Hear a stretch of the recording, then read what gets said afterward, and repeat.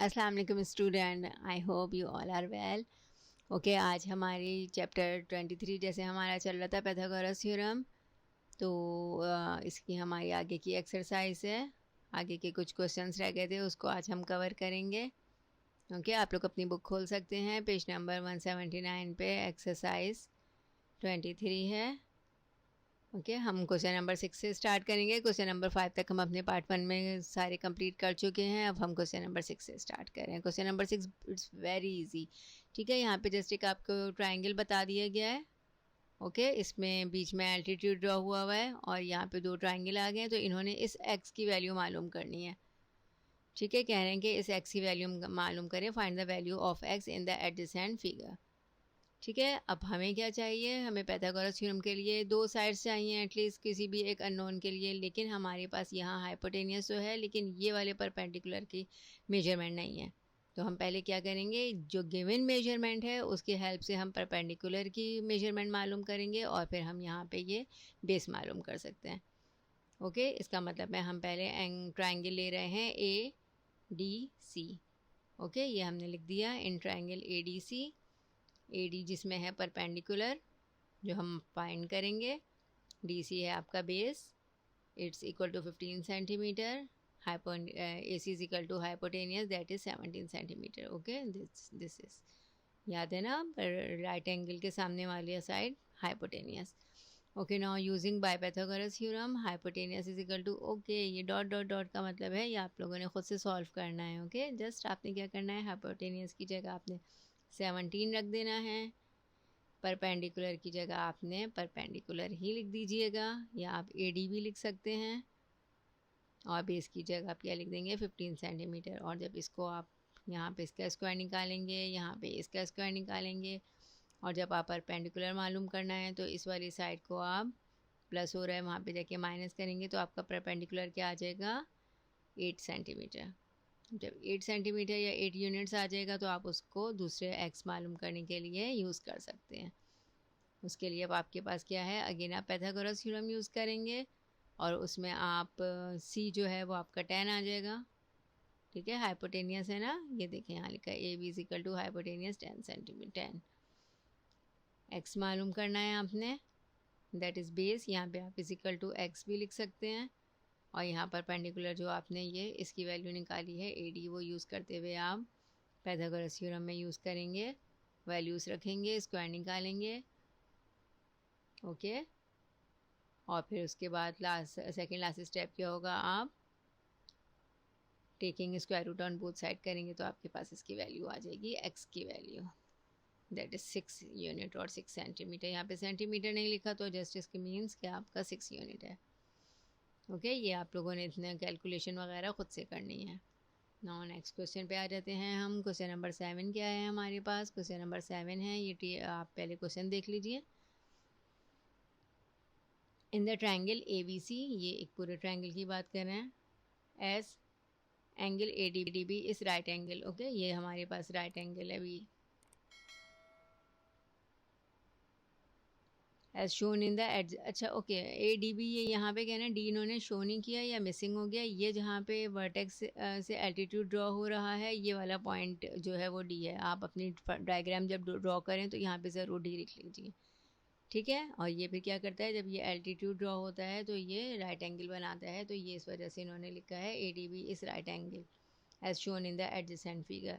Find the length A H and B, ये unknown दिए हुए हैं इन्होंने तीन तीन, ये हमें मालूम करने हैं ए एच एन बी, और दो मेजरमेंट बता दिए इन्होंने, C D is equal to 5 centimetre, ये यहाँ से ये सी डी है तो ये आपका सी डी आ गया 5 सेंटीमीटर, और दूसरा यहाँ पे ए डी, ओके ये आपका 7 सेंटीमीटर आ गया। तो अब आपने क्या करना है, सबसे पहले हम फाइंड कर रहे हैं, या यहाँ पर आ गया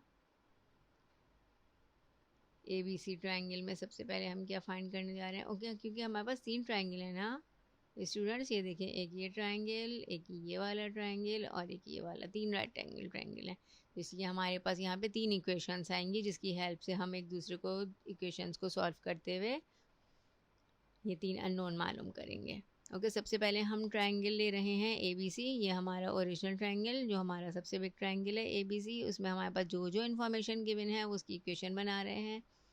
पाइथागोरस थ्योरम हमें मालूम है c square is equal to A square plus B square, या ये भी कह सकते हैं हाइपोटेनियस का स्क्वायर इक्वल होता है perpendicular square plus base square. तो यहाँ पे हाइपोटेनियस क्या है, इस वाले पूरे ट्राइंगल का हाइपोटेनियस देख रहे हैं अभी आप, ठीक है, ये बी के सामने वाला ये पूरा, ठीक है, यानी कि 5 + 7।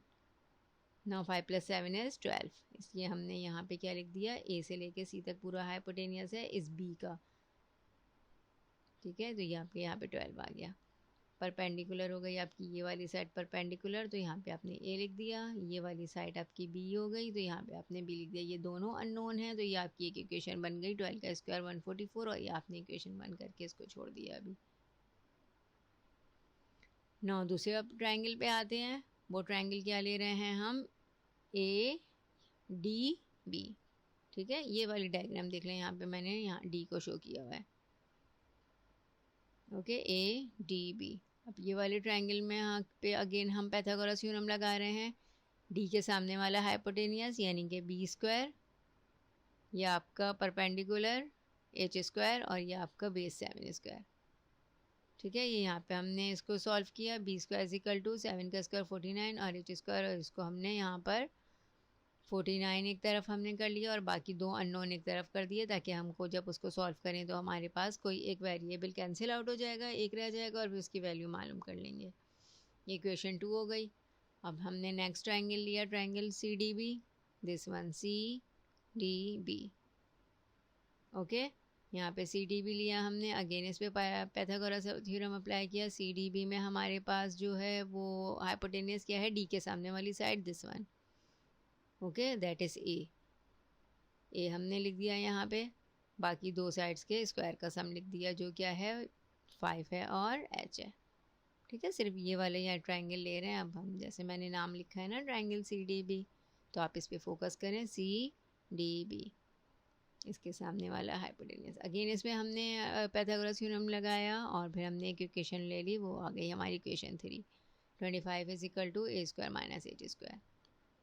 सब्ट्रैक्ट कर रहे हैं हम इक्वेशन 1 और इक्वेशन 2 को, दिस वन इक्वेशन 1 और इक्वेशन 2। ये क्यों कर रहे हैं, ताकि हमारा एक जो है वेरिएबल कैंसिल हो जाए और हमारे पास एक और इक्वेशन आ जाए, ठीक है। यहाँ पे हमने ऐड किया, इसको सब्ट्रैक्ट किया, 144 is equal to A square plus B square, भी नीचे हमने ये वाली इक्वेशन लिख ली, 49 is equal to B square minus H, ये दोनों कैंसिल आउट हो गए, हमारे पास इक्वेशन क्या आ गई, 95 is equal to A square plus H, equation 4 का नाम दे दिया इसको। नाउ एडिंग इक्वेशन 3 एंड 4, जब 3 और 4 को ऐड करेंगे हमारे पास, क्योंकि देखिए सेम वेरिएबल हैं, कोई ना कोई एक वेरिएबल मस्ट इसमें से कैंसिल आउट होना चाहिए, ताकि हमारे पास एक वेरिएबल की वैल्यू आ जाए। नाउ एडिंग इक्वेशन 3 एंड 4, इन दोनों को इक्वेशन को ऐड किया। इस तरह भी कर सकते हैं, वरना फिर आप सिंपल तरीके से उसको हॉरिजॉन्टल फॉर्म में कर सकते हैं। Right hand side equal to right hand side में प्लस होगी और लेफ्ट हैंड साइड में होगी, तो ये आपका हो जाएगा 95 + 25, और बाकी ये दोनों वाली साइड्स प्लस होंगी, तो एच और एक प्लस में एक माइनस में तो कैंसिल हो गया। यहाँ पे आ गया 120 is equal to 2a square.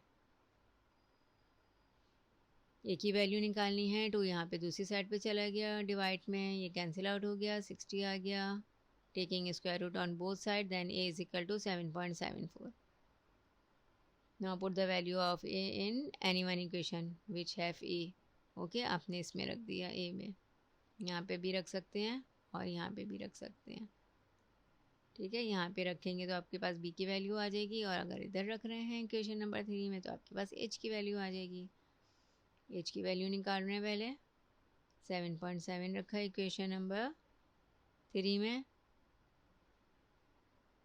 ठीक है, इसमें रख दिया a की वैल्यू 7.74, 25 ऐसे ही आ गया, h का स्क्वायर आ गया, यहाँ पे इसको थोड़ा सा सिंप्लीफाई किया और फिर taking square root on both side, at is equal to 5.9, ठीक है। नाउ पुट दिस वैल्यू और दिस वैल्यू, कोई सी भी एक वैल्यू जो है आप इस इक्वेशन में रख दीजिए जहाँ पे आपको b रिक्वायर्ड है, ठीक है। आप अपनी मर्ज़ी से कर सकते हैं ये काम।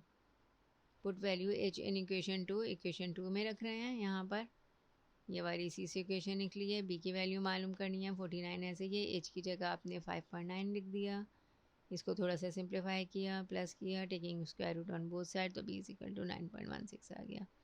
क्लियर है सर, हमारे पास तीनों अननोन वैल्यूज़ आ गई। Okay, I hope you understand this question?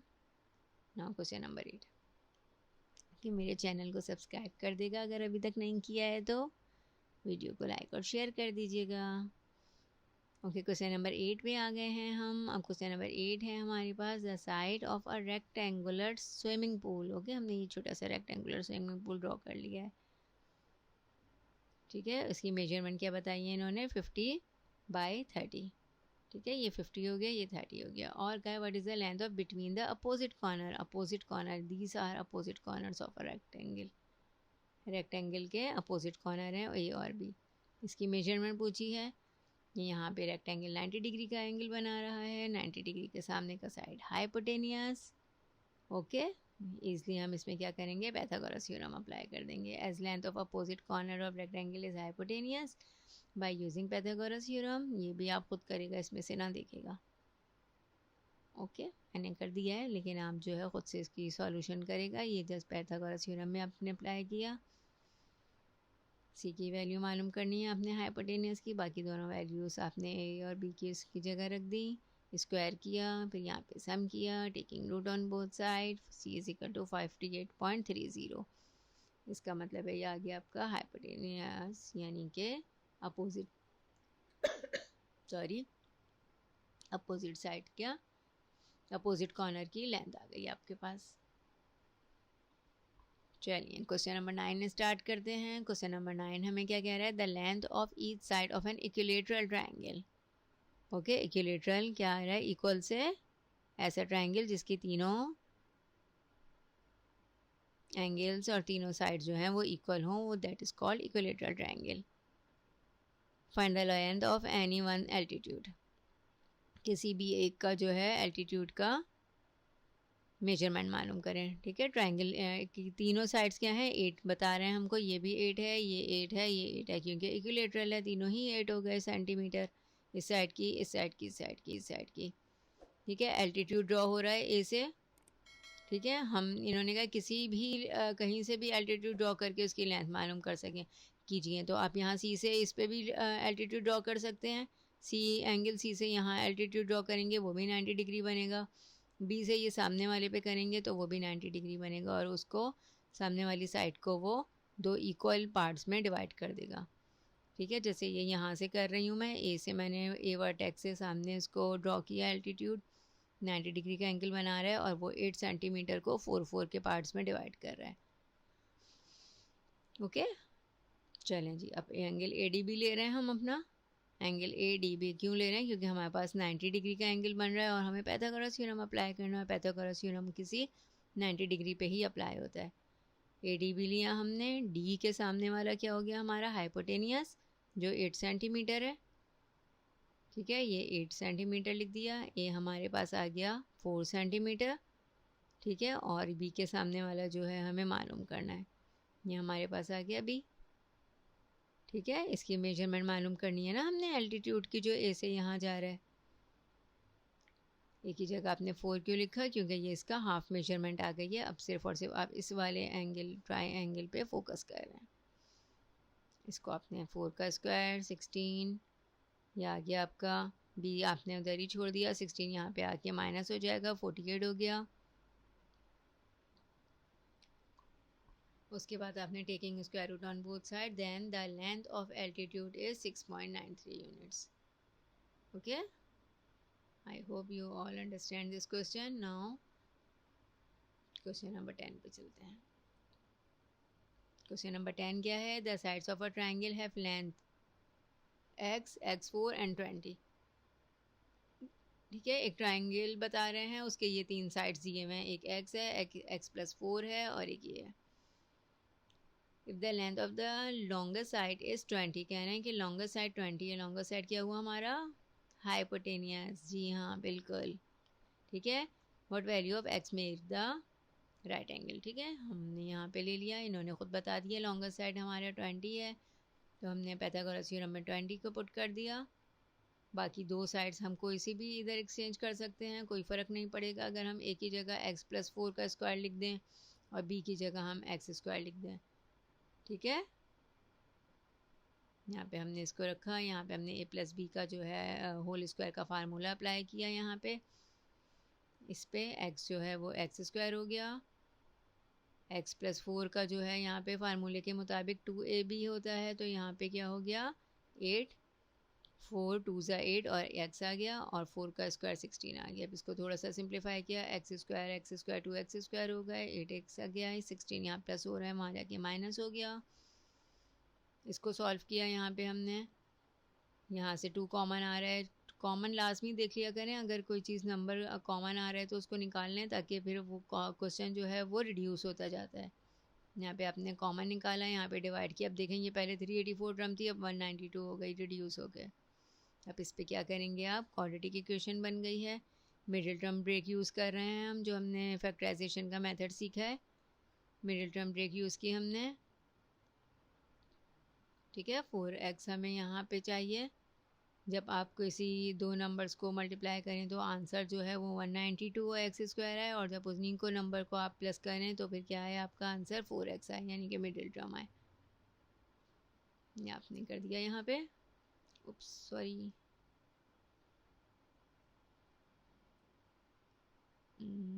ये ओके। यहाँ पे आपने मिडिल टर्म अप्लाई की, यहाँ पे 2 टर्म्स का या ये 4 टर्म्स बन जाती हैं मिडिल टर्म अप्लाई करने के बाद। ये दोनों में से आपने कॉमन लिया, इन दोनों में से कॉमन लिया, और क्या आपकी है कि पहचान के ये दोनों आपके दोनों ब्रैकेट सेम आने चाहिए विद साइन। अगर साइन में भी डिफरेंस होगा इसका मतलब आप सही सॉल्व नहीं कर रहे हैं। यहाँ पे आपने x प्लस 16, अब इस वाली एक्सप्रेशन में इक्वेशन में ये आपके x प्लस 16 आ गया, यहाँ पे आपने लिखा, यहाँ पे x माइनस 12 बचा। यहाँ से आपने वैल्यूज़ निकाल ली, आप किस वैल्यू को लेंगे, x इज इक्वल टू 12 ले लेंगे। क्यों, value not consider, negative value not be considered, distance would not be negative. आप जो है x इज इक्वल टू 12 ले लेंगे और 16 को निगलेक्ट कर देंगे। ओके, क्वेश्चन नंबर 10 हो गया आपका। आई होप समझ गए होंगे, कोई इतना मुश्किल नहीं है। Okay, now question number 11, battery low हो रही है। चलिए क्वेश्चन नंबर 11 और 12 जल्दी से कंप्लीट करते हैं। A manager goes 18 metre due east and then 24 metre due north. ठीक है, ये हम इसकी डायरेक्शन यहाँ पे वो कर लेते हैं ड्रॉ। एक मैनेजर है, वो कह रहे हैं कि 18 मीटर ड्यू टू ईस्ट जाता है, ये देखें ये ईस्ट जा रहा है, और फिर उसके बाद जो है ड्यू टू वो कहाँ जा रहा है, नॉर्थ जा रहा है, नॉर्थ की तरफ आ गया। ठीक है, यहाँ पे उसने इनकी मेजरमेंट बताई है, ये 18 मीटर है और ये ऊपर की 24 बताई है। अब कह रहे हैं find the distance of his current position from the starting point. ये इसकी करंट पोजीशन है और ये स्टार्टिंग पॉइंट है इसका, है ना। तो ये यहाँ से लेके यहाँ तक का डिस्टेंस मालूम करना है। जब ये आपने ट्रायंगल बनाया तो देखें कितना अमेजिंगली ये यहाँ के इसके सामने वाला हाइपोटेनियस बन गया, ये राइट एंगल बन गया, ये इसके सामने हाइपोटेनियस बन गया, है ना। मज़ा आता है ना ऐसे क्वेश्चन सॉल्व करने में। पाइथागोरस थ्योरम अप्लाई किया, ये भी मैंने आपके लिए छोड़ दिया, इसको सॉल्व करेगा खुद से। ठीक है, ओपी आपने यहाँ पे रहने दीजिए, बस ओपी लिखे रहने दीजिए। ओ ई की जगह आपने 18 लिख दिया है, ईपी की जगह आपने 24 लिख दिया। इसको सॉल्व करेंगे तो आपका क्या आ जाएगा, the distance between starting point and current position is 30 metre. Okay, now जल्दी से हम क्वेश्चन नंबर 12 कर लेते हैं। क्वेश्चन नंबर 12 है the length in the rectangle A B C D. ये थोड़ा सा ट्रिकी है, ठीक है, ट्रिकी तो नहीं है, इसको भी आपको सॉल्व करने में मज़ा आएगा। एक रेक्टेंगल है ए बी सी डी, ये बना दिया मैंने रेक्टेंगल। उसके बाद ये मेजरमेंट जो दी हुई है इनके क्वेश्चन के मुताबिक, B C plus C D is equal to 17 centimetre. B C और सी डी क्या है ये देख लें, ये है आपका बी सी और ये सी डी, इन दोनों के मेजरमेंट प्लस करके बता रहे हैं कि 17 है। ठीक है, दोनों की प्लस करके 17। और आगे कह रहे हैं बी डी और ए सी 26 है, ये आपका बी डी, ये दोनों जो डायगनल है ना, बीच के जो अपोजिट ये डायगनल कहलाते हैं ना, इन दोनों का सम बता रहे हैं वो क्या है 26 है। Calculate the length and breadth of the rectangle, कह रहे हैं इसकी लेंथ और ब्रेथ मालूम करें। ये हो गई लेंथ, ये ब्रेथ। ठीक है, इन्होंने तो दोनों का सम का बता दिया 17, लेकिन हमें कहा है कि अलग अलग बताएं क्या है। Okay, let A B C D is a rectangle, ये इनकी मेजरमेंट थी। ठीक है, ये हमारे पास नोन है, इन्होंने ख़ुद बताया कि ये 17 है। ठीक है, इस वाले बी सी को मैं अपनी इजीनेस के लिए यहाँ पे बी सी को एक्स ले रही हूँ और ये सी डी को वाई ले रही हूँ। ठीक है, तो ये हमारे पास इक्वेशन क्या आ गई, x plus y is equal to 17। इसमें से मैंने x की वैल्यू निकाल दी, y उधर आ गया, तो ये क्या बन गया 17 माइनस वाई। अब ये दूसरी कंडीशन इन्होंने बताई है, जो डायगनल बताया है इन्होंने, दो डायगनल का सम बताया हुआ है, ठीक है, इन दोनों का सम बताया है कि वो 26 है, तो एक डायगनल कितना हो गया, 13 हो गया, ठीक है, वो हमने क्या ले लिया, सी ले लिया। अब बाय पाइथागोरस थ्योरम अगेन ये हमारे पास ये वाली वैल्यू आ गई, ये वाली वैल्यू आ गई, और ये क्या है, ठीक है, ये वाली वैल्यूज अभी वैसे नहीं आई है नंबरिंग में, लेकिन हमारे पास एक्स वाई की फॉर्म में आ गई है, ठीक है। एक्स की जगह आप ये लिख सकते हैं हमारे पास 17 माइनस वाई, ओके, और बी की जगह आप क्या लिखेंगे, वाई लिखेंगे। तो हम पाइथागोरस थ्योरम में लिखा, सी की जगह हमने 13 लिख दिया, ए की जगह x square plus y square लिखा, एक्स की वैल्यू हमने यहाँ पे ये देखें निकाली हुई है 17 माइनस वाई, तो 17 माइनस वाई का square, y square as it is आ गया। इस पर अगेन हमने ए प्लस बी का होल स्क्वायर का फार्मूला अप्लाई किया, 17 का स्क्वायर माइनस 2 मल्टीप्लाई बाय 17 और y तो 34 आ गया, यहाँ पे y का स्क्वायर, ए प्लस बी का फार्मूला लगा, सॉरी ए माइनस बी का, ये देखें मैंने नीचे लिख भी दिया ये फार्मूला, यहाँ पे थोड़ा सा सिंप्लीफाई किया इसको, ठीक है, आप थोड़ा सा डिटेल से कर लेगा, मैंने थोड़ा सा जल्दी किया है यहाँ पे अगेन कॉमन आ रहा था 2, मैंने कॉमन लिया और दूसरी तरफ भेज दिया, तो वो भी 0 हो गया। अब यहाँ पे आपने अगेन मिडिल टर्म ब्रेक लगा दी, यहाँ पे 17 को इस तरह ब्रेक किया कि उसको जब सॉल्व करें तो प्लस करें तो मिडिल टर्म आ जाए 12 माइनस 5 17, और जब मल्टीप्लाई करें तो आपके पास 60 आ जाए। आप करके देख सकते हैं। अगेन आप ये दोनों टर्म में से आपने y कॉमन लिया तो y माइनस 12 बचा, इन दोनों में से कॉमन लिया आपने माइनस वाई, तो यहाँ y माइनस 12 बचा। ये अब इन दोनों में कॉमन आ रहा है, ये कॉमन ले लिया आपने y माइनस 12 और y माइनस 5, तो दोनों की एक में से वैल्यू निकली y इक्वल टू 12, एक की निकली हमारे पास y इक्वल टू 5। ये आपकी क्या हो गई, the length and breadth of rectangle is 12 centimetre and 5 centimetre. Okay, आप रख के भी सॉल्व कर सकते हैं इसको। अगर आप y की वैल्यू, ये वाली y की वैल्यू आप इधर रखें ना, तो क्या आ जाएगा आपके पास 17 माइनस 5 12 आ जाएगा, तो ये देखें ये 12, ठीक है। आई होप ये एक्सरसाइज आपको समझ आ गई होगी। इसी तरह आपने इसके एमसीक्यूज भी सॉल्व कर लेने हैं, बहुत आसान है, ठीक है, और फिर उनके आंसर आप पीछे से टैली कर सकते हैं। ओके, मेरे चैनल को सब्सक्राइब कर दीजिएगा। ओके स्टूडेंट्स, अल्लाह हाफ़िज़।